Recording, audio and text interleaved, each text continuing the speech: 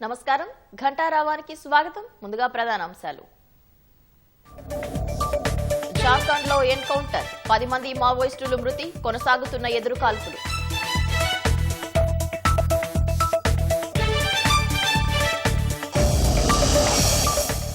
Group 1 పై high court తీర్పు ఫిబ్రవరి 5కు వాయిదా. తీర్పు కాపీ సిద్ధం కాలేదని తెలిపిన ధర్మాసనం.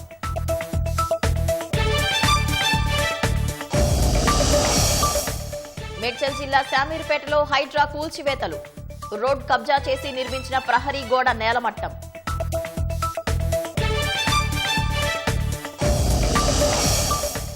ఐరోపా దేశాలపై అదనపు సుంకాలపై వెనక్కి తగ్గిన ట్రంప్, అమెరికా ప్రయోజనాల కోసమే నిర్ణయమని వెల్లడి.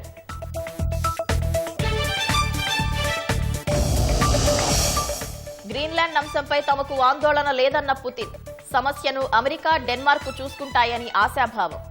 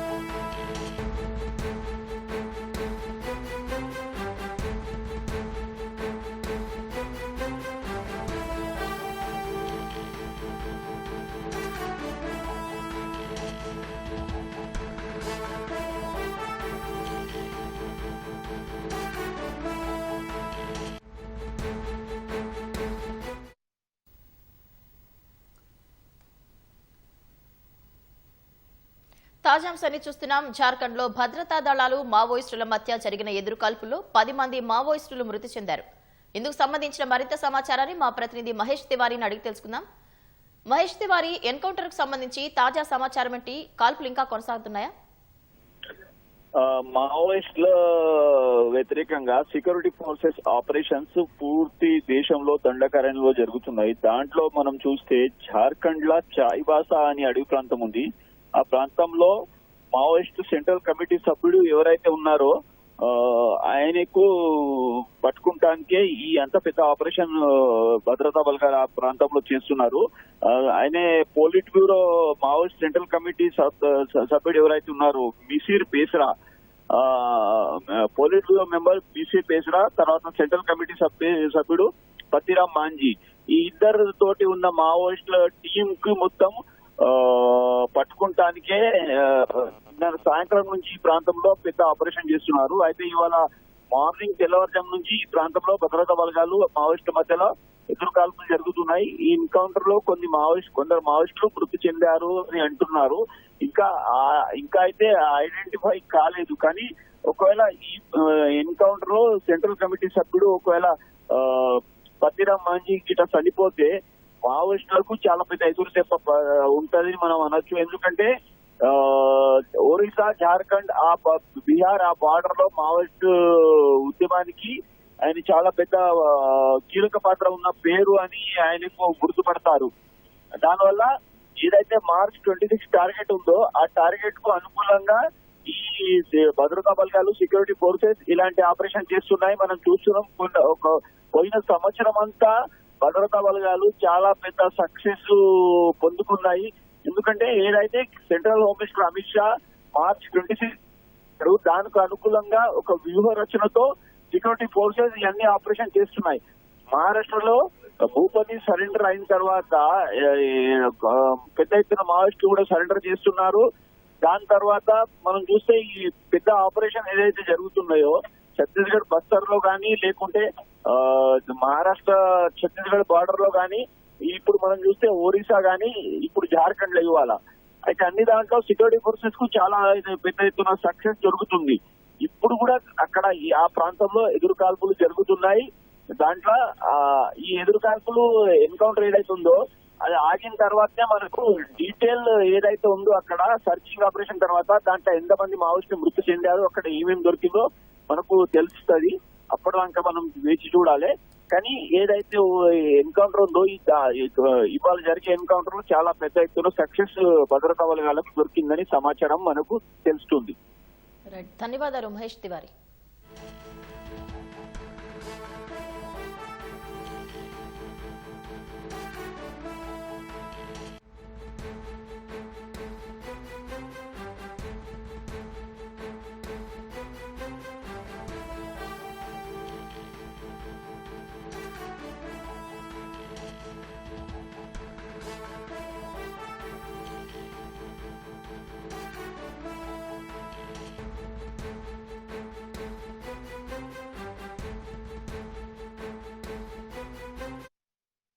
జార్ఖండ్లోని సింగ్భూమ్ జిల్లాలో భద్రతా బలగాలు మావోయిస్టుల మధ్య భీకర కాల్పులు జరిగాయి. ఈ ఘటనలో 10 మంది మావోలు హతమయ్యారు. మావోయిస్టు వ్యతిరేక ఆపరేషన్లో భాగంగా సరందా అటవీ ప్రాంతంలో భద్రతా బలగాలు కూంబింగ్ నిర్వహిస్తుండగా మావోయిస్టులు తారసపడ్డారు. ఈ క్రమంలో మావోలు కాల్పులు జరిపారు. వెంటనే ప్రతిస్పందించిన భద్రతా బలగాలు మావోయిస్టులపై భీకర కాల్పులతో విరుచుకుపడ్డారు. ఈ ఉదయం భద్రతా బలగాలు మావోయిస్టుల మధ్య కాల్పులు చోటు చేసుకున్నాయని కొల్హాన్ డీఐజీ అనురంజన్ తెలిపారు. ఆపరేషన్ ఇంకా కొనసాగుతోందని, మరిన్ని వివరాలను తర్వాత వెల్లడిస్తామని చెప్పారు. ఎన్కౌంటర్లో సీనియర్ మావోయిస్టు కమాండర్ హతమైనట్లు తెలిసింది. అతనిపై 50 లక్షల రూపాయల రివార్డు ఉందని సమాచారం.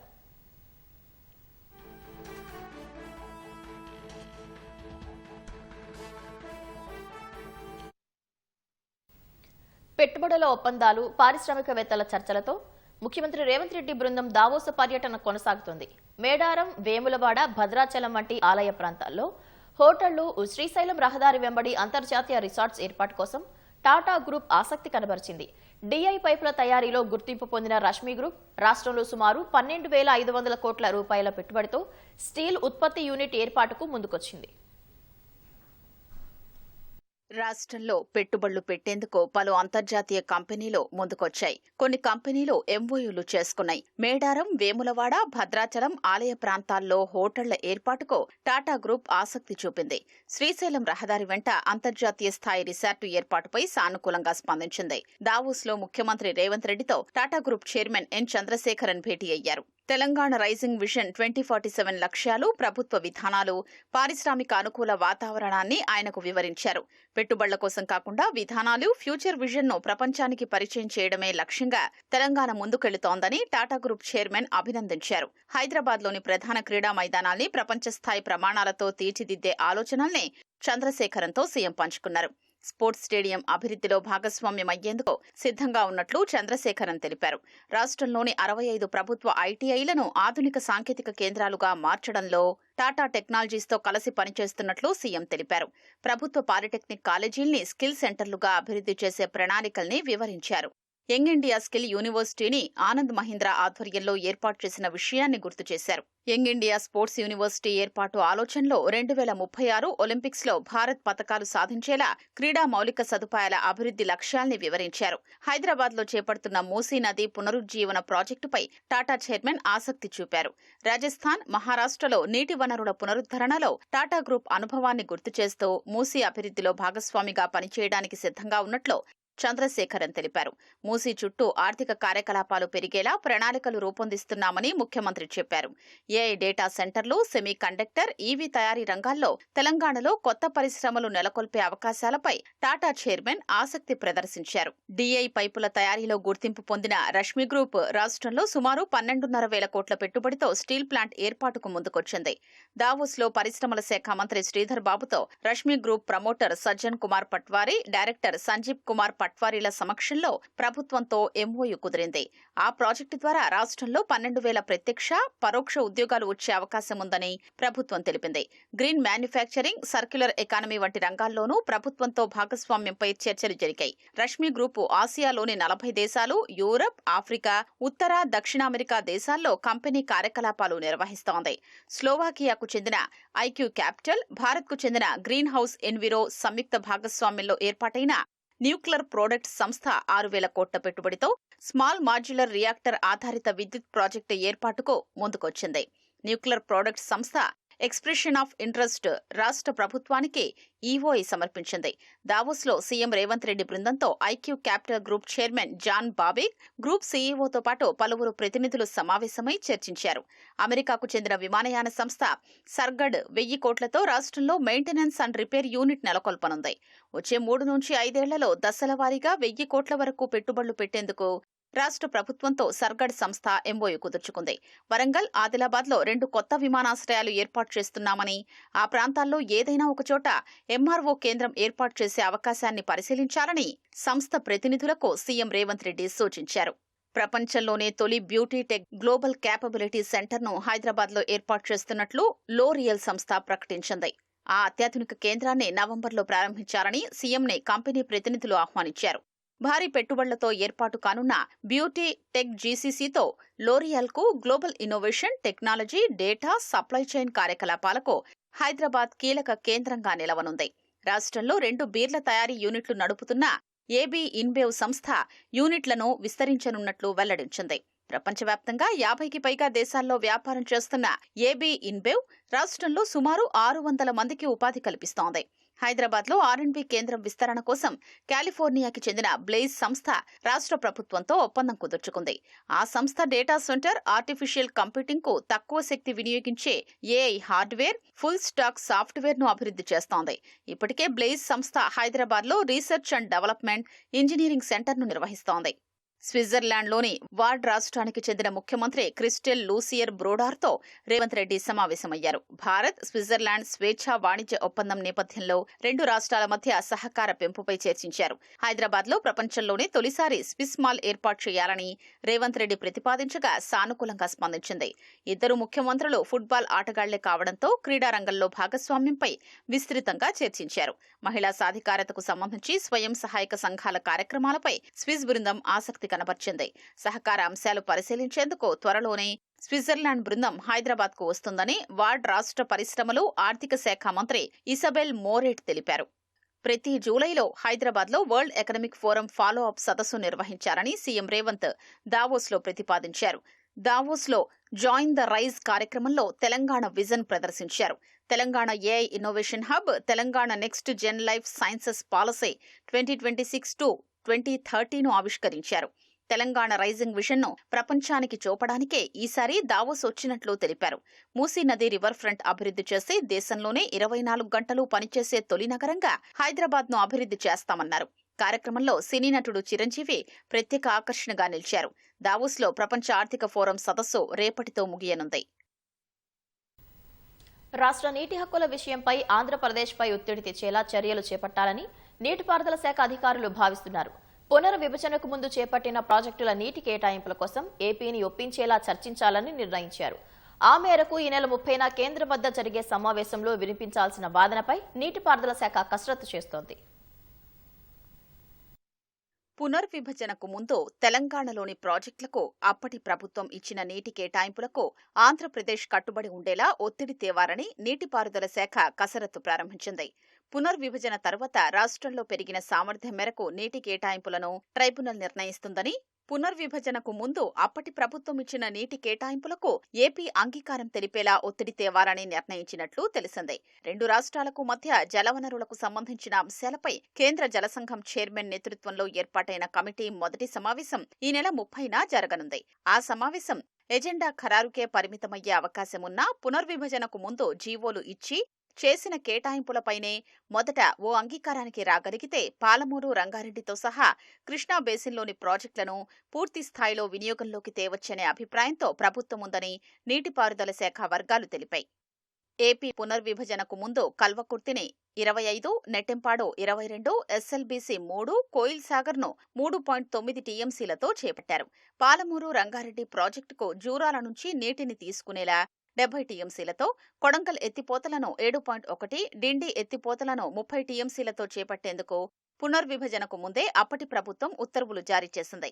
పునర్విభజనకు ముందు పనులు చేపట్టినా ఉత్తర్వులిచ్చిన ప్రాజెక్టుల సామర్థ్యం 188 టీఎంసీలు ఉంటే ఆ తర్వాత వాటి సామర్థ్యం 304 టీఎంసీల వరకు పెరిగింది. మొదట 188 టీఎంసీలపై ఆంధ్రప్రదేశ్ సానుకూలత వ్యక్తం చేస్తే ఆ తర్వాత పెరిగిన సామర్థ్యం మేరకు కేటాయింపుల నుంచి ట్రైబ్యునల్లో తేల్చుకోవచ్చని నీటిపారుదల శాఖ వర్గాలు భావిస్తున్నాయి. ఇటీవల ముఖ్యమంత్రి రేవంత్ రెడ్డి వద్ద జరిగిన సమావేశంలో ఇదే అభిప్రాయం వ్యక్తమైనట్లు తెలిసిందే. కల్వకుర్తి, నెట్టెంపాడు, కోయిల్ సాగర్, ఎస్ఎల్బీసీ మినహా మిగిలిన ప్రాజెక్టుల ఇన్వెస్టిగేషన్ కు మాత్రమే అప్పట్లో జీవోలిచ్చారని ఏపీ పేర్కొంది. ఆ ప్రకారం 81 టీఎంసీల సామర్థ్యం కలిగిన ప్రాజెక్టులే ఉంటాయి. అందులో కోయిల్ సాగర్ కు బచావట్ ట్రైబ్యునల్ కేటాయింపులు ఉన్నందున 77 టీఎంసీల గురించి ఆంధ్రప్రదేశ్ మాట్లాడుతోందని నీటిపారుదల శాఖ వర్గాలు వివరిస్తున్నాయి. అయితే పాలమూరు రంగారెడ్డి ఎత్తిపోతల ప్రధాన లక్ష్యంగా ఒత్తిడి చెయ్యాలనే ఆలోచనతో తెలంగాణ ఉన్నట్లు తెలుస్తోంది. ఆంధ్రప్రదేశ్లో హంద్రినీవా, గాలేరు నగరి, వెలిగొండ, తెలుగుగంగ ప్రాజెక్టులకు కేటాయింపులు లేవు. వాటి సామర్థ్యం 150.5 టీఎంసీలు. తెలుగుగంగకు బ్రిజేష్ కుమార్ ట్రైబ్యునల్ 25 టీఎంసీలు కేటాయించినా ఆ తీర్పు అమల్లోకి రాలేదు. ప్రస్తుతం 2 రాష్ట్రాల వాదనలు వింటున్న ట్రైబ్యునల్ ముందు ఆ అంశముంది. పునర్విభజన చట్టం ప్రకారం నిర్మాణంలో ఉండి పూర్తి చేయాల్సిన ప్రాజెక్టుల్లో కల్వకుర్తి, నెట్టెంపాడు, ఎస్ఎల్బీసీ, హంద్రినీవా, గాలేరు నగరి, వెలిగొండ, తెలుగుగంగ ఉన్నాయి. పాలమూరు రంగారెడ్డి ఎత్తిపోతల, కొడంగల్ సహా కృష్ణా బేసిన్లోని ప్రాజెక్టుల విషయంలో ఆంధ్రప్రదేశ్ సానుకూలంగా స్పందిస్తేనే మిగిలిన అంశాలపై చర్చల గురించి ఆలోచించాలనే అభిప్రాయంతో రాష్ట్ర ప్రభుత్వం ఉన్నట్లు తెలుస్తోంది. నీటి కేటాయింపులకు సంబంధించి తెలంగాణ అవలంబిస్తున్న విధానాలు, వాదనలను ఆంధ్రప్రదేశ్ బ్రిజేష్ కుమార్ ట్రైబ్యునల్ ఎదుట తీవ్రంగా తప్పుపట్టింది. ట్రైబ్యునల్ వద్ద నీరు తీసుకోమంటూనే సుప్రీంకోర్టులో పిటిషన్లు వేస్తూ అడ్డుకుంటున్నారని ఎండగట్టింది. తెలంగాణకు నిర్దిష్ట విధానాలు లేవంటూ ఆక్షేపించింది. గోదావరి నుంచి 240 టీఎంసీలను తెలంగాణ మళ్లిస్తోందని వాదనలు వినిపించింది. కృష్ణా నుంచి ఏపీ నీటి మళ్లింపు తప్పదని, ఇందుకు చట్టబద్ధ రక్షణలున్నాయని పేర్కొంది. ఢిల్లీలో బ్రిజేష్ కుమార్ ట్రైబ్యునల్ ఎదుట తెలంగాణ విధానాల్ని ఏపీ ఎండగట్టింది. సీనియర్ న్యాయవాది జయదీప్ గుప్తా ఏపీ తరపున వాదనలు వినిపించారు. గోదావరిలో మిగులు జలాలు ఉన్నాయని, ఇతర బేసిన్లకు ఏపీ మళ్లించుకోవచ్చని ట్రైబ్యునల్లో తెలంగాణ వాదిస్తూనే మరోవైపు పోలవరం, నల్లమల సాగర్ ప్రాజెక్టును అడ్డుకుంటోందని వాదించారు. డీపీఆర్ను తారు చేయకుండా నిలువరించాలంటూ సుప్రీంకోర్టులో కేసు వేసిందని గుర్తు చేశారు. తెలంగాణ ప్రభుత్వానికి నిర్దిష్ట విధానాలు లేవన్నారు. ఉమ్మడి ఏపీకి కృష్ణా ట్రైబ్యునల్ కేటాయించిన 811 టీఎంసీలకు సంబంధించి ఇప్పటికే అన్ని ప్రాజెక్టులు ఉన్నాయన్నారు. తెలంగాణ వాదిస్తున్నట్లుగా కృష్ణానది నుంచి ఇతర బేసిన్లకు నీటి మళ్లింపును నిలిపివేయడం సాధ్యం కాదని పేర్కొన్నారు. ఈ మళ్లింపునకు 2 ట్రైబ్యునళ్లు, రాష్ట్ర విభజన చట్టం రక్షణలు ఉన్నాయని స్పష్టం చేశారు. బయటి పరివాహకానికి మళ్లించే నీటికి అంతర్గత పరివాహక కేటాయింపులతో సమంగా రక్షణ కల్పించాలన్నారు. తెలంగాణ వాదనల్లో నిజాలు లేవంటూ ఒక్కో అంశాన్ని ప్రస్తావిస్తూ జస్టిస్ బ్రిజేష్ కుమార్, సభ్యులు జస్టిస్ రామ్మోహన్ రెడ్డి, జస్టిస్ తాళపత్రల ఎదుట వాదనలు కొనసాగించారు. పెన్నా పరివాహకంలో మరే పరివాహకంలో లేనంతగా నీటి లభ్యత తక్కువగా ఉందని, కరువు తీవ్రంగా ఉందని గుప్తా వివరించారు. ఆ కరువు ప్రాంతాలకు నీటిని మళ్లిస్తే తప్పేంటని ప్రశ్నించారు. కృష్ణా నుంచి నీటిని మళ్లించొద్దని, గోదావరి నుంచి తీసుకోవాలని ట్రైబ్యునల్లో తెలంగాణ వాదిస్తోందని, పెన్నాకు గోదావరి ప్రత్యామ్నాయ ఆధారమంటోందని గుర్తు చేశారు. ప్రాజెక్టు డీపీఆర్ తయారు చేయడాన్ని అడ్డుకుంటోందని పేర్కొన్నారు. ఈ సందర్భంగా కలగజేసుకున్న ట్రైబ్యునల్ ప్రాజెక్టుల వారీగా నీటి కేటాయింపుల్ని ట్రైబ్యునల్ ఖరారు చేస్తుందని, తెలంగాణ వాదించినట్లుగా ఆయా ప్రాజెక్టుల్లో నీరు ఆదా అవుతోందా, అది నిజమేనా అని ప్రశ్నించింది. దీనికి స్పందించిన జయదీప్ ప్రతి ప్రాజెక్టుకు సంబంధించి తెలంగాణ చేసిన వాదనలు ఏ రకంగా తప్పో స్పష్టంగా వివరిస్తామని బదులిచ్చారు. అందుకు అవసరమైన డాక్యుమెంట్లు సిద్ధం చేస్తున్నామని చెబుతూ వాదనలు కొనసాగించారు. పరివాహకం బయటకు నీటి ప్రవాహాల మళ్లింపును కావేరీ జల వివాద ట్రైబ్యునల్ నిషేధించిందని, తెలంగాణ వాదించిందని గుర్తు చేసిన జయదీప్ కావేరీ ట్రైబ్యునల్ అలాంటి నిర్ణయాలు వెలువరించలేదని తేల్చి చెప్పారు. బేసిన్ బయటకు నీటి మళ్లింపుల్ని సుప్రీంకోర్టు సమర్థించిందని స్పష్టం చేశారు. గోదావరి నుంచి 240 టీఎంసీల నీటిని బయటి పరివాహకానికి తెలంగాణ మళ్లిస్తోందని జయదీప్ ట్రైబ్యునల్కు వివరించారు. ఇందుకు కేంద్ర జలసంఘం అనుమతులు ఉన్నాయని పేర్కొన్నారు. కాళేశ్వరం ఎత్తిపోతలను తెలంగాణ 6 టీఎంసీలకు పెంచిందని, తుపాకులగూడెం ఎత్తిపోతల 21 టీఎంసీలను దీనికి జత చేసిందని వివరించారు. తెలంగాణ గోదావరి జలాల్ని బయటి పరివాహకాలకు మళ్లిస్తూ ఆంధ్రప్రదేశ్కు అభ్యంతరం చెప్పడమేంటని ప్రశ్నించారు. బయటి పరివాహక ప్రాంతాలకు ఆంధ్రప్రదేశ్ నీటి మళ్లింపు 323 టీఎంసీల నుంచి 310.02 టీఎంసీలకు తగ్గిందని వివరించారు. ఇందులో 140.78 టీఎంసీల నీరు కృష్ణా డెల్టా వ్యవస్థలోనే ఉందని తెలిపారు. ఇది సాంకేతికంగా బయటి పరివాహకమే తప్ప చారిత్రకంగా ఆ ప్రాంతం కృష్ణా పరివాహకంలో భాగంగా పరిగణించిందేనని తెలిపారు. నికరంగా ఏపీ బయటి పరివాహకానికి మళ్లించేది 157 టీఎంసీలు మాత్రమేనని జయదీప్ బ్రిజేష్ కుమార్ ట్రైబ్యునల్ దృష్టికి తీసుకొచ్చారు. గ్రూప్ 1 నియామకాలపై రాష్ట్ర హైకోర్టు తీర్పును వాయిదా వేసింది. వచ్చే నెల 5న తుది తీర్పు వెల్లడించనున్నట్లు ధర్మాసనం తెలిపింది. తీర్పు కాపీ ఇంకా సిద్ధం కాలేదని న్యాయవాదులకు డివిజన్ బెంచ్ సమాచారం ఇచ్చింది.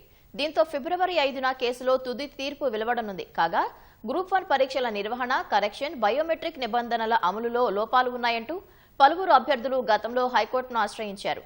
దీనిపై విచారణ జరిపిన సింగిల్ బెంచ్ గ్రూప్ 1 ఫలితాలను రద్దు చేస్తూ సంచలన తీర్పునిచ్చింది.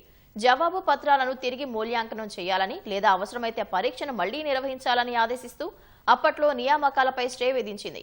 సింగిల్ బెంచ్ తీర్పును సవాల్ చేస్తూ ఎంపికైన అభ్యర్థులు డివిజన్ బెంచ్లో అప్పీల్ చేశారు. ఈ క్రమంలోనే సీజే ధర్మాసనం సింగిల్ బెంచ్ ఇచ్చిన స్టేను ఎత్తివేస్తూ మధ్యంతర ఉత్తర్వులు జారీ చేసింది. ఇప్పటికే 562 మందికి టీజీపీఎస్సీ నియామక పత్రాలు అందజేసింది. గ్రూప్ 1 పై హైకోర్టులో ఇప్పటికే వాదనలు పూర్తి కాగా తీర్పును ఫిబ్రవరి 5కు వాయిదా వేసింది. గ్రీన్లాండ్కు మద్దతిస్తున్న ఐరోపా దేశాలపై అదనపు సుంకాల విషయంలో అమెరికా అధ్యక్షుడు డొనాల్డ్ ట్రంప్ వెనక్కు తగ్గారు. వచ్చే నెల 1 నుంచి 8 ఐరోపా దేశాలపై 10% అదనపు సుంకాలను అమలు చేయబోనని తెలిపారు. దావోస్లో నాటో సెక్రటరీ జనరల్ మార్క్ రుట్టేతో సమావేశం అనంతరం ట్రంప్ ఈ నిర్ణయం తీసుకున్నారు. మార్క్ రుట్టేతో ఫలప్రదమైన చర్చ జరిగిందని ట్రంప్ తన సామాజిక మాధ్యమం ట్రూత్ సోషల్లో పోస్టు చేశారు. గ్రీన్లాండ్ సహా మొత్తం ఆర్కిటిక్ ప్రాంతానికి సంబంధించి భవిష్యత్తులో చేసుకోబోయే ఒప్పందానికి కార్యాచరణ ప్రణాళిక సిద్ధమైందని తెలిపారు. ఇది కార్యరూపం దాల్చితే అమెరికాతో పాటు నాటోలోని సభ్య దేశాలకు ప్రయోజనకరంగా ఉంటుందని రాసుకొచ్చారు. అందుకే సుంకాలపై నిర్ణయాన్ని వెనక్కు తీసుకుంటున్నానని వివరించారు. గోల్డెన్ డోన్ అంశంపై ఉపాధ్యక్షుడు జేడీ వాన్స్, విదేశాంగ మంత్రి మార్కో రూబియో మిత్రపక్షాలతో చర్చలు జరుపుతున్నారని ట్రంప్ తెలిపారు. సుంకాలు విధించబోనంటూ ట్రంప్ తీసుకున్న నిర్ణయాన్ని డెన్మార్క్ విదేశాంగ మంత్రి స్వాగతించారు.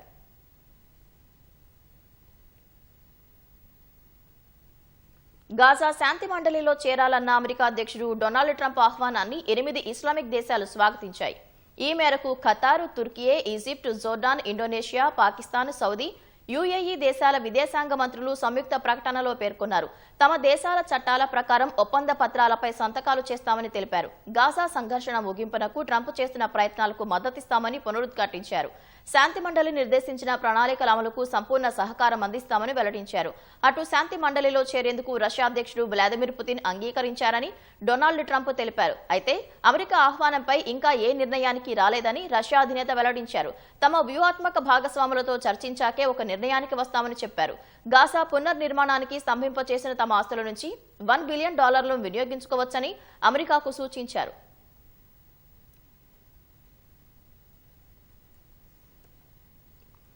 వెనిజుయలాపై దాడి సమయంలో అమెరికా సైన్యం వినియోగించిన ఆయుధంపై పలు ఊహాగానాలు ఉన్న వేళ అగ్రరాజ్యాధినేత స్పష్టతనిచ్చారు. ఆ దేశంపై దాడి కోసం ఒక రహస్య ఆయుధాన్ని వినియోగించామని ఓ ఇంటర్వ్యూలో తెలిపారు. దానిని సూపర్ సోనిక్ ఆయుధంగా అభివర్ణించారు.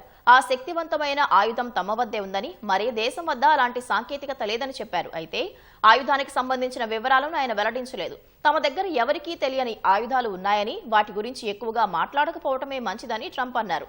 అమెరికా వినియోగించిన శక్తివంతమైన ఆయుధం కారణంగా ముక్కల నుంచి రక్తం కారటం మొదలైందని నికోలస్ మదురోకు గార్డుగా వ్యవహరించిన అధికారి గతంలో తెలిపారు. కొందరు రక్తపు వాంతులు చేసుకోగా మరికొందరు నేలపై పడిపోయారని చెప్పారు. ఆ అధికారి చెప్పిన వివరాలు పత్రికల్లో రాగా శ్వేత సౌధం ప్రెస్ సెక్రటరీ కరోలిన్ లీవిట్ సామాజిక మాధ్యమాల్లో షేర్ చేశారు.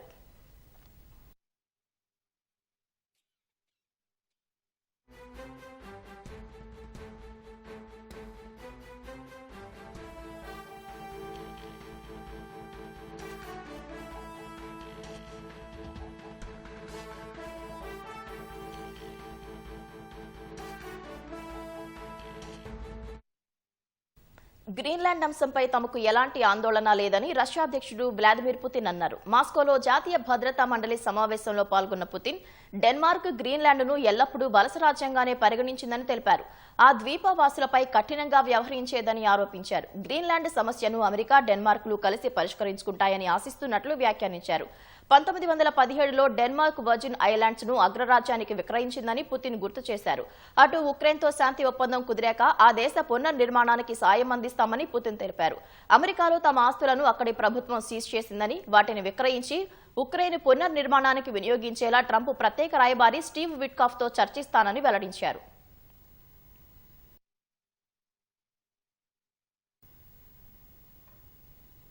అమెరికాతో వాణిజ్య ఒప్పందంపై ప్రతిష్టంభన నెలకొన్న వేళ యూరోపియన్ యూనియన్తో ఎఫ్టీఏ చేసుకునేందుకు భారత్ సిద్ధమైంది.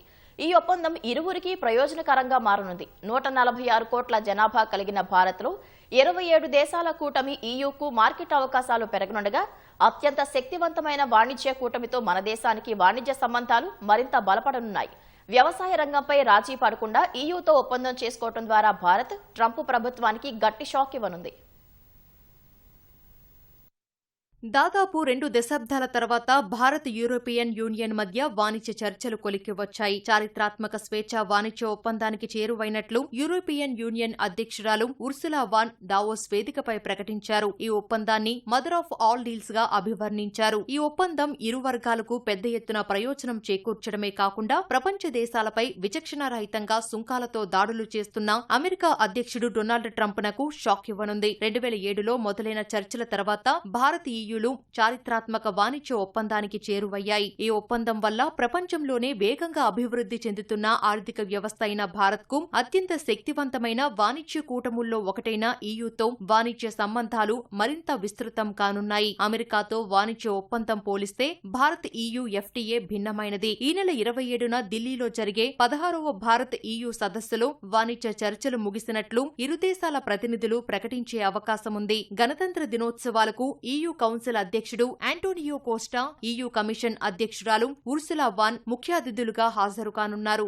రాజకీయ సంకల్పం, ఉన్నత స్థాయిలో సంప్రదింపులు, మారుతున్న ప్రపంచ భౌగోళిక రాజకీయ పరిస్థితులు భారత్ ఈయూల మధ్య చర్చలు వేగంగా ముగియటానికి దోహదం చేశాయి. 2013లో నిలిచిపోయిన చర్చలు ట్రంప్ వాణిజ్య విధానాల్లో మార్పుల కారణంగా 2022లో తిరిగి మొదలయ్యాయి. అమెరికా వాణిజ్య భాగస్వాములు ప్రత్యామ్నాయ మార్కెట్లు చూసుకోవాల్సిన అవసరం ఏర్పడింది. రెండోసారి అధికారం చేపట్టిన ట్రంప్ భారత్ దిగుమతులపై 50%, ఈయూ దిగుమతులపై 20% సుంకాలు విధించారు. ఈయూ స్టీల్, అల్యూమినియంపై అదనంగా 25% టారిఫ్లు విధించారు. వ్యవసాయ రంగంపై రాజీ పడకుండా ఈయూతో భారత్ చేసుకోనున్న వాణిజ్య ఒప్పందం ట్రంప్నకు గట్టి షాక్ ఇవ్వనుంది.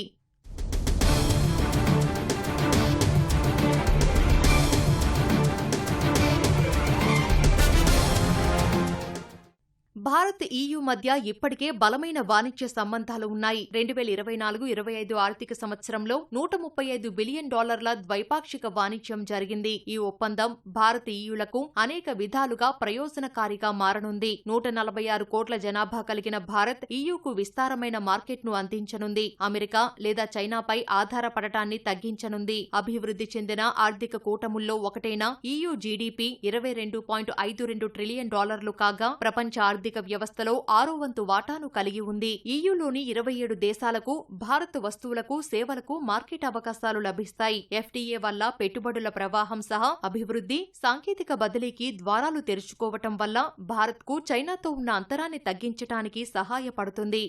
ఈ ఒప్పందం వల్ల ఈయూలోని 27 దేశాల్లో భారత్కు మార్కెట్ అవకాశాలు లభిస్తాయి. Pharmaceuticals, engineering goods, automotive components, electronics వస్తువుల ఎగుమతులు పెరుగుతాయి. అమెరికా సుంకాలతో కుదేలైన టెక్స్టైల్స్, జ్యువెలరీ, లెదర్ గూడ్స్ రంగాలకు ప్రత్యామ్నాయ మార్కెట్ల వల్ల గట్టి పోటీ ఇచ్చేందుకు అవకాశం లభిస్తుంది. ప్రస్తుతం బంగ్లాదేశ్ టెక్స్టైల్స్ పై 0 పన్ను విధిస్తున్న ఈయూ భారత్ టెక్స్టైల్స్ పై 10% సుంకాలు విధిస్తోంది. ఈ ఒప్పందంతో ఆ సుంకాలు రద్దవుతాయి. భారత్ ఐటీ సేవల ఎగుమతులకు ప్రత్యామ్నాయ మార్కెట్ లభించడంతో పాటు నైపుణ్యం కలిగిన వృత్తి నిపుణులకు అమెరికాపై ఆధారపడటం తగ్గుతుంది. విభిన్నమైన సప్లై చైన్, బలమైన ఆర్థిక వ్యవస్థ కారణంగా చైనాపై ఆధారపడటం తగ్గుతుంది. పునరుత్పాదక ఇంధన కాంపోనెంట్స్ వంటి భారత పరిశ్రమలకు మార్కెట్ అవకాశాలు లభిస్తాయి. చైనా వస్తువుల ధర తక్కువగా ఉన్న కారణంగా భారత పరిశ్రమలు ఉత్పత్తి పెంచలేకపోతున్నాయి. సుంకాల తగ్గింపు లేదా రద్దు ద్వారా మార్కెట్ అవకాశాలు పెరిగి వేగంగా అభివృద్ధి చెందుతున్న భారత్ మార్కెట్లోనికి విమానాలు, విమానాలు,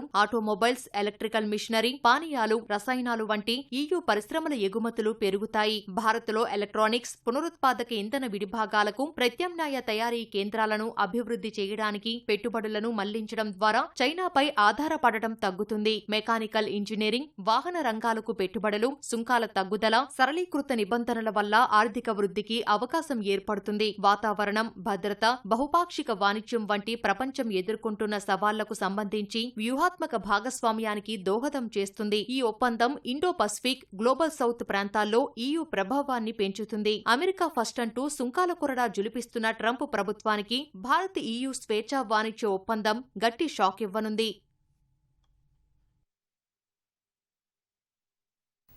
సముద్ర మార్గంలో అక్రమంగా తరలిస్తున్న మాదక ద్రవ్యాలను ఈక్వెడార్ నావికాదళం సీజ్ చేసింది. గాలాపాగోసు ద్వీపానికి 340 నాటికల్ మైళ్ల దూరంలో $60 మిలియన్ విలువైన 1285 కిలోల డ్రగ్స్ ను స్వాధీనం చేసుకుంది. తదుపరి దర్యాప్తు కోసం 37 బండిలను సమీప పోర్టుకు తరలించి భద్రపరిచింది. పసిఫిక్ మహాసముద్రంలో వ్యవస్థీకృత నేరాలను అరికట్టేందుకు భద్రతను కట్టుదిట్టం చేయడంతో భారీ స్థాయిలో డ్రగ్స్ పట్టుబడ్డాయని ఈక్వెడార్ నేవీ అధికార ప్రతినిధి తెలిపారు. ఎయిర్ ఫోర్స్, నేవీ సంయుక్తంగా ఈ ఆపరేషన్ చేపట్టాయని వెల్లడించారు. మాదక ద్రవ్యాలు భారీ స్థాయిలో పట్టుబడటంతో డ్రగ్స్ ముఠాకు ఇదో పెద్ద ఎదురుదెబ్బ అని చెప్పారు. ఈక్వెడార్ పొరుగున ఉన్న కొలంబియా, పెరూలు ప్రపంచంలో అత్యధిక కొకైన్ ఉత్పత్తి చేసే దేశాలుగా ఉన్నాయి. అక్కడి డ్రగ్స్ ముఠాలు ఈక్వెడార్ నుంచి ఎగుమతయ్యే అరటి పండ్ల కంటైనర్ల ద్వారా మాదక ద్రవ్యాలను అక్రమంగా రవాణా చేస్తుంటారని అంతర్జాతీయ మీడియా పేర్కొంది. రైతులకు, పట్టణ వాసులకు ఉపయోగపడేలా జాతీయ ఉద్యాన, వ్యవసాయ ప్రదర్శనలు ఏర్పాటు చేయాలని వ్యవసాయ శాఖ మంత్రి తుమ్మల నాగేశ్వరరావు అన్నారు. హైదరాబాద్ ఐమాక్స్ మైదానంలో ఏర్పాటు చేసిన జాతీయ ఉద్యాన, వ్యవసాయ ప్రదర్శనను ప్రారంభించిన మంత్రి పలు స్టాళ్లను తిరిగి పరిశీలించారు. గణతంత్ర దినోత్సవం సందర్భంగా 5 రోజుల పాటు ఈ నర్సరీ మేళా జరగనుంది.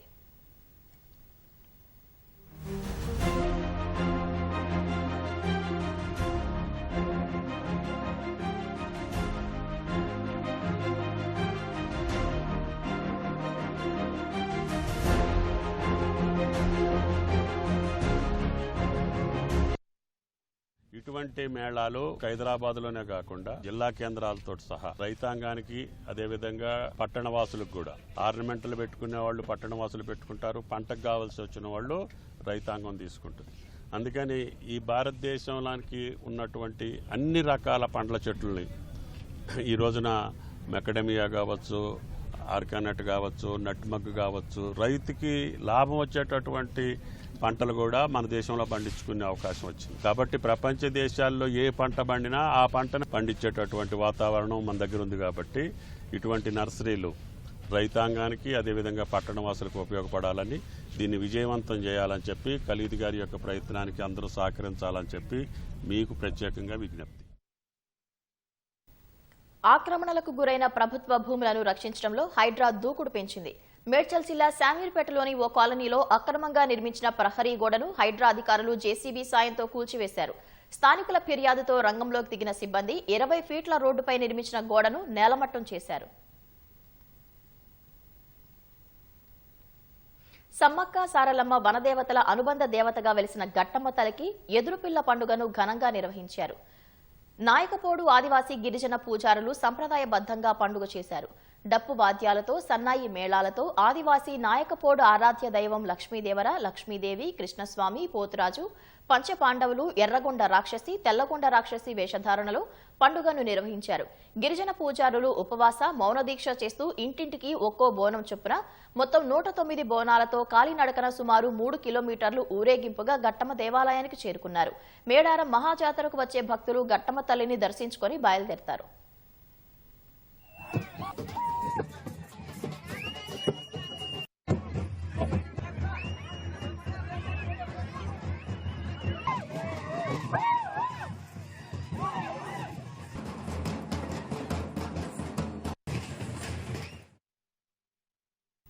రేపటి వసంత పంచమి పర్వదినం కోసం ప్రముఖ పుణ్యక్షేత్రం బాసరలో ఏర్పాట్లు పూర్తయ్యాయి. శ్రీ జ్ఞాన సరస్వతి అమ్మవారికి దేవాదాయ శాఖ మంత్రి కొండా సురేఖ పట్టు వస్త్రాలు సమర్పించనున్నట్లు ఆలయ అధికారులు తెలిపారు. భక్తుల రద్దీని దృష్టిలో పెట్టుకుని అదనపు క్యూలైన్లు ఏర్పాటు చేశారు. తెల్లవారుజాము నుంచి సుప్రభాత సేవ, అభిషేకంతో పాటు అక్షరాభ్యాసాలు ప్రారంభిస్తామని తెలిపారు. 23 3వ తారీఖు ఉదయం 3 గంటల నుండి కూడాను చిన్నారులకి అక్షరాభ్యాస కార్యక్రమం ప్రారంభమవుతుంది. 3 గంటల నుండి కూడాను సాయంత్రం 6 గంటల వరకు ఈ కార్యక్రమం నిర్వహించబడుతుంది. 23వ తారీఖు సాయంత్రం 6:30 నుండి అమ్మవారి సన్నిధిలో 108 వీణలతోటి వీణా కార్యక్రమం కూడా ఉన్నదండి. భక్తులు అధిక సంఖ్యలో వచ్చి అమ్మవారిని దర్శనం చేసుకుని అమ్మవారి కృప పాత్రలు కాగలరని కోరలేదు. మేడ్చల్ జిల్లా గౌడవేలిలో దారుణం చోటు చేసుకుంది. మద్యం మత్తులో లింగం అనే వ్యక్తి లక్ష్మారెడ్డిని గొడ్డలితో నరికి చంపాడు. గౌడవేలికి చెందిన లక్ష్మారెడ్డి పెయింటర్ గా పనిచేస్తున్నాడు. అదే ప్రాంతానికి చెందిన లింగం లక్ష్మారెడ్డి ఇంట్లో అద్దెకుంటున్నాడు. ఇద్దరూ కలిసి మద్యం సేవించారు.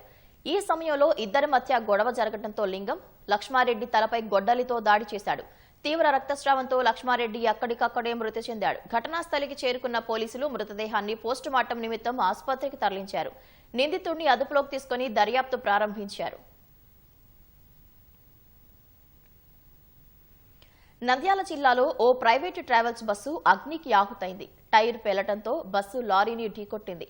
దీంతో ఒక్కసారిగా మంటలు చెలరేగాయి. సిరివెళ్ల మెట్ట వద్ద జరిగిన ప్రమాదంలో 3 మృతి చెందారు.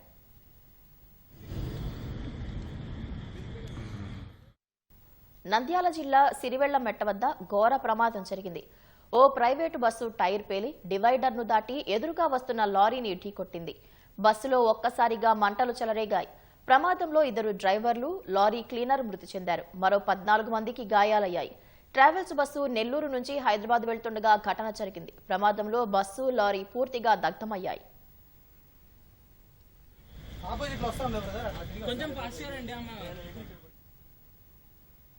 ప్రమాద సమయంలో బస్సులో మొత్తం 36 మంది ప్రయాణికులు ఉన్నట్లు సమాచారం. ప్రమాదం జరగగానే కొంతమంది బస్సు అద్దాలు పగలగొట్టారు. దీంతో ప్రయాణికులంతా సురక్షితంగా బయటపడ్డారు. క్షతగాత్రులకు ఆసుపత్రిలో చికిత్స అందిస్తున్నారు.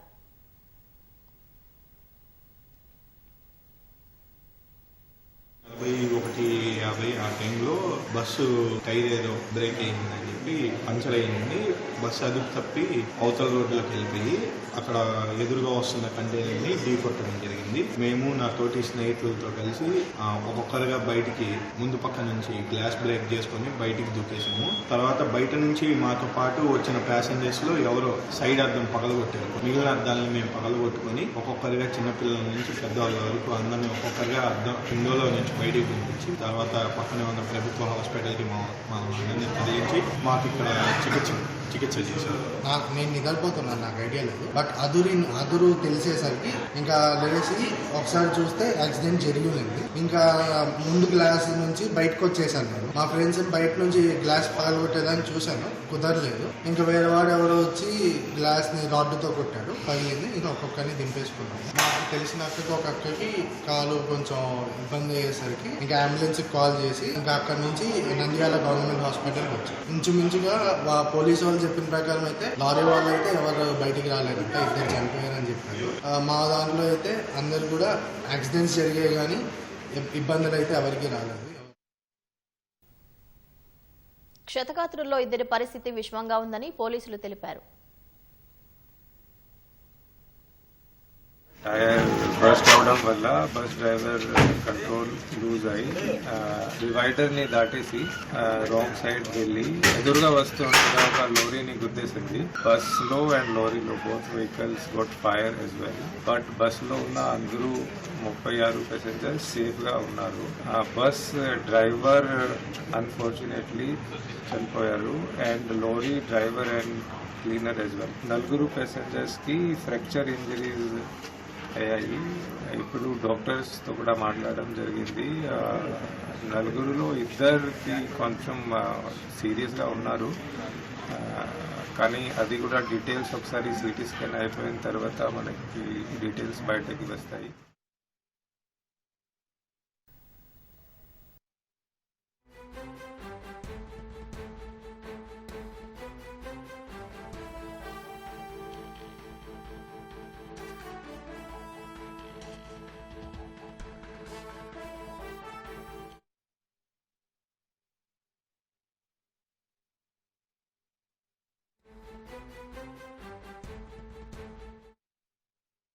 హైదరాబాద్ రవాణా వ్యవస్థను మరింత మెరుగుపరిచేందుకు హెచ్ఎండిఏ ద్వారా చేపడుతున్న పలు కీలక ప్రాజెక్టులకు ప్రభుత్వం పచ్చజెండా ఊపింది.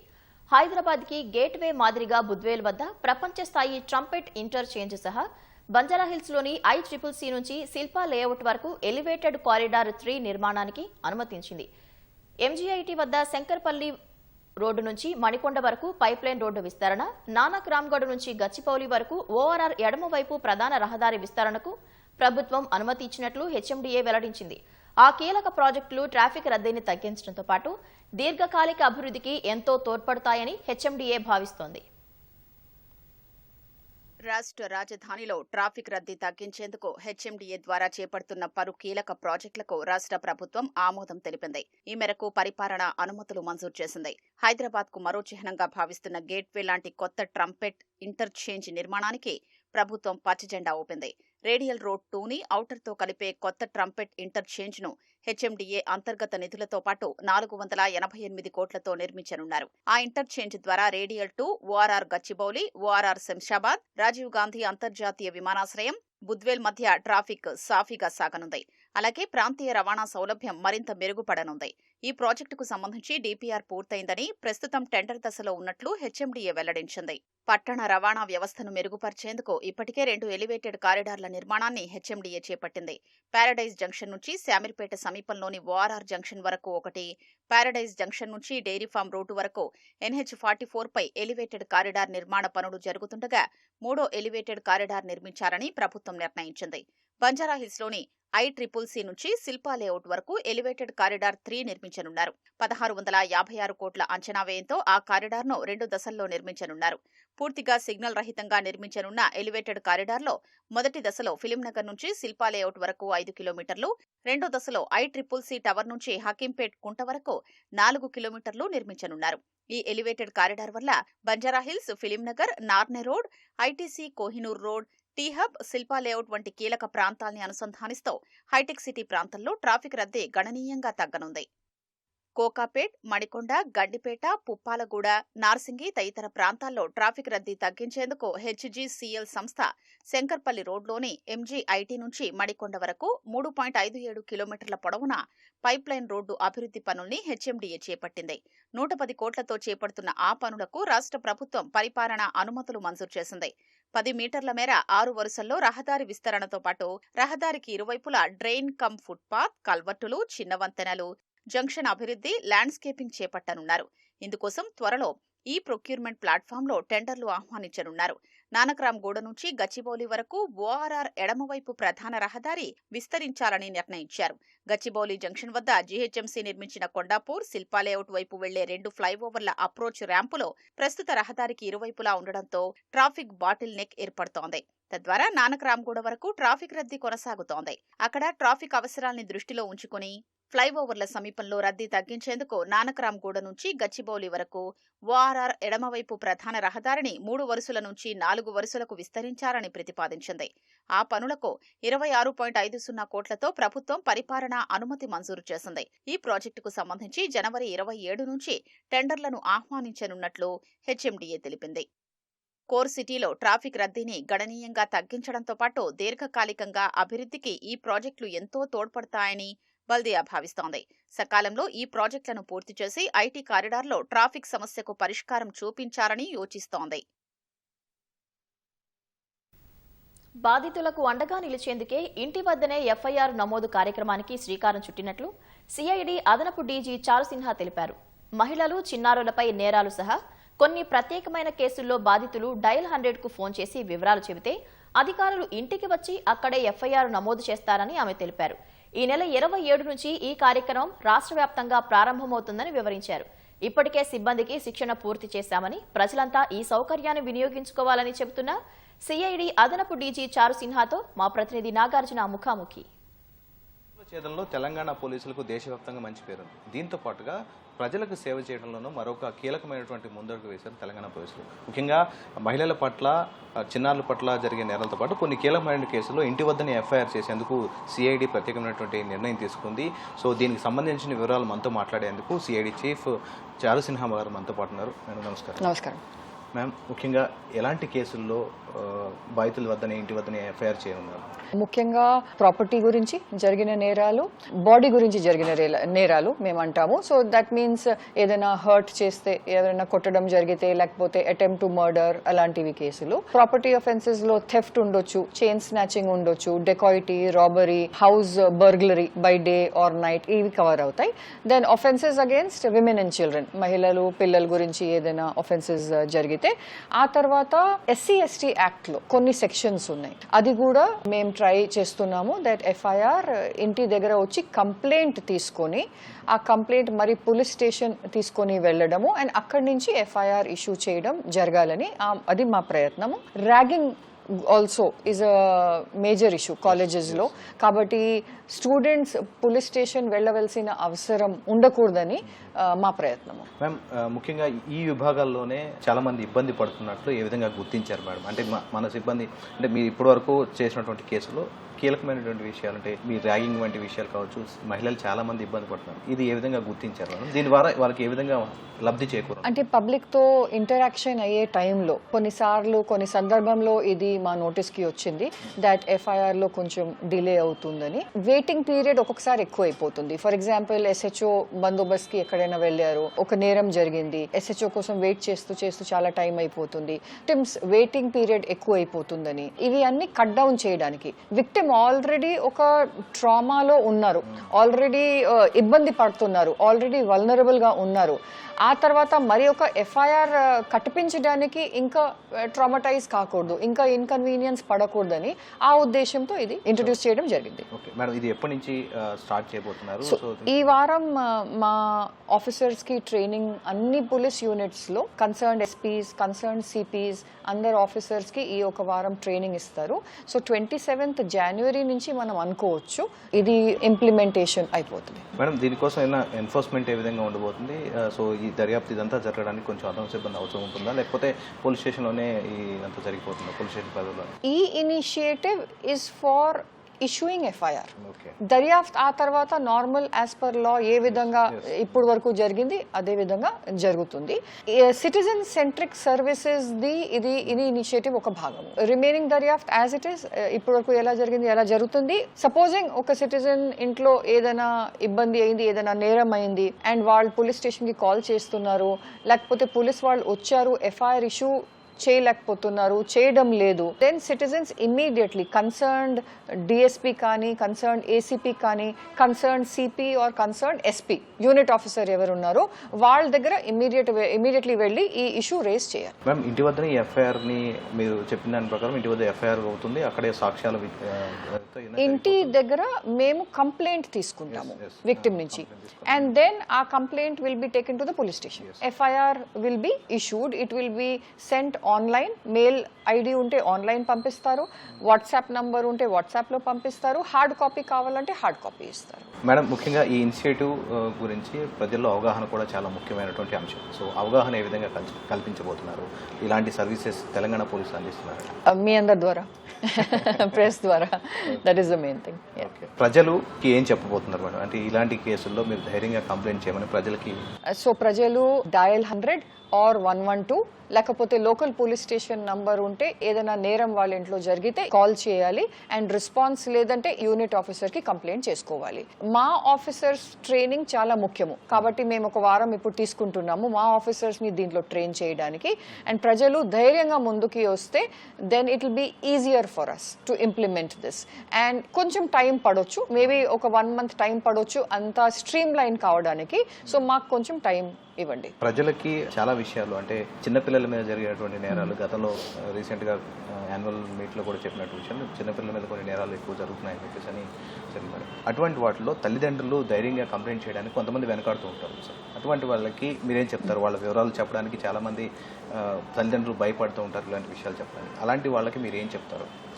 ఇప్పుడు అసలు భయపడవలసిన అవసరం లేదు, ఎందుకంటే పోలీస్ స్టేషన్ వెళ్ళవలసిన అవసరం లేదు.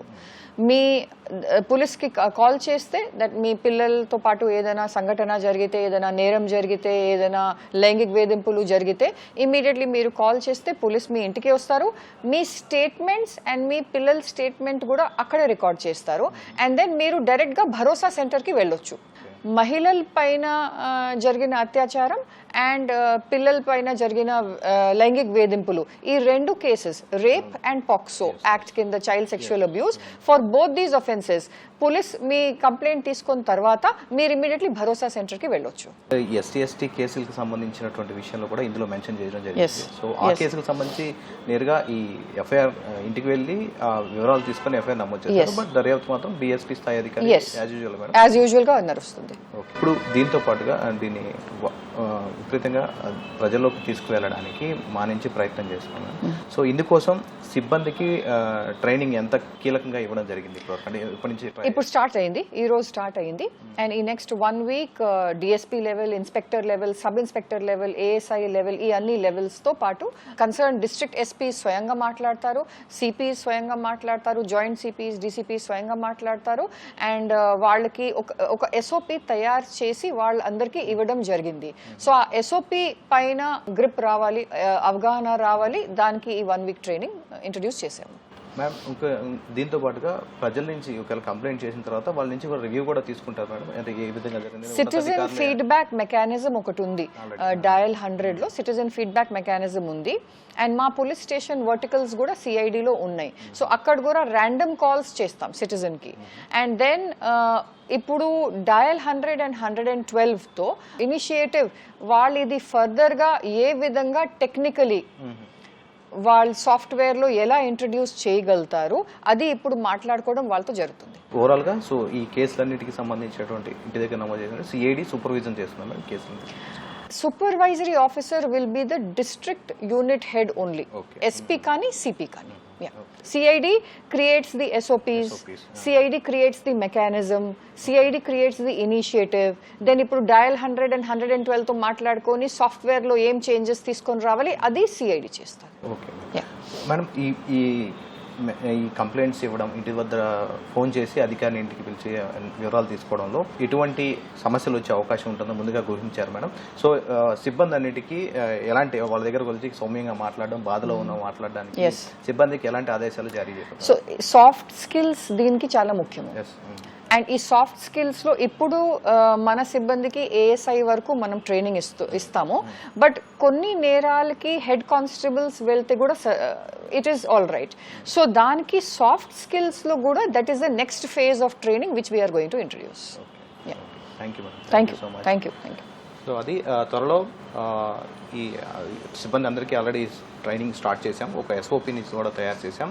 సో ఇంటి వద్దనే మీ కావాల్సినటువంటి మీకు జరిగినటువంటి నేరానికి సంబంధించి మీ ఇంటి వద్దనే అధికారికి డయల్ 100 కానీ ఫోన్ చేస్తే అధికారి ఇంటికి వచ్చి ఫిర్యాదు తీసుకొని వెంటనే పోలీస్ స్టేషన్ పంపి దాన్ని ఎఫ్ఐఆర్ చేయడం, తర్వాత దాన్ని దర్యాప్తు చేయడం అనేది జరుగుతుంది. దీంతో పాటుగా దీనికి ఒక డిస్ట్రిక్ట్ యూనిట్ ఆఫీసర్ దీనికి హెడ్గా ఉంటారు. సో ఈ కావాల్సినటువంటి ఎస్ఓపి అంతా కూడా సిఐడి క్రియేట్ చేసింది. ఆల్రెడీ సిబ్బందికి ట్రైనింగ్ స్టార్ట్ అయింది. 27 నుంచి దాదాపు ఈ ప్రోగ్రామ్ అంతా స్టార్ట్ అయ్యే అవకాశం ఉంటుందని చెప్పారు. దాంతోపాటుగా ప్రజలంతా కూడా ధైర్యంగా వచ్చి వాళ్ళ ఫిర్యాదులు అంటే ఇంటి వద్ద నుంచి ఈ సౌకర్యాన్ని వినియోగించుకోవాలని సిఐడి చీఫ్ చారుసింహ గారు చెప్తున్నారు. శ్రీధర్తో నాగార్జున, ఈటీవీ న్యూస్, హైదరాబాద్. రాజస్థాన్లోని జైపూర్కు చెందిన శివ్ జోహ్రీ తన కుమార్తె వివాహం కోసం 3 కిలోల వెండితో పెళ్లి పత్రికలను చేయించాడు. ఇందుకోసం దాదాపు 25 లక్షల రూపాయలు వ్యయం చేశాడు. వివాహ ఆహ్వాన పత్రికలో 65 మంది దేవుళ్ల ప్రతిమలను అమర్చారు.